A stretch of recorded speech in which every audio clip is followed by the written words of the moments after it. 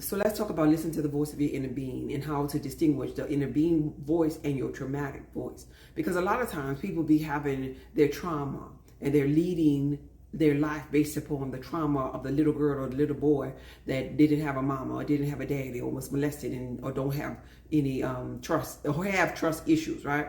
And so they'll be maybe, for example, in a relationship and they'll think, oh, that must have been my inner being telling me to check the cell phone.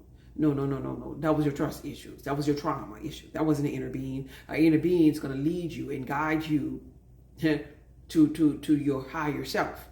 Checking a phone ain't don't have nothing to do with your evolution, your higher self, to the path of least resistance. That ain't no path of least resistance. Checking no phone, that's drama right there. So the inner being voice would have been when you met that person. When you met that person, you had two voices, the voice of your trauma and the voice of your inner being. And your inner being was probably saying to you, go home, don't turn around, just get in the car. But you decided to turn around and entertain that person or go out on a date with that person, and you missed the call of your inner being because you paid more attention to your trauma.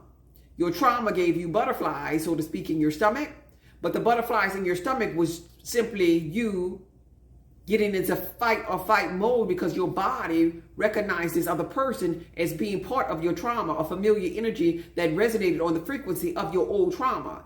And so you keep on experiencing your trauma with different faces over and over again. Hence why your body recognized it and gave you butterflies in your stomach. That was not your inner being. That was your trauma speaking.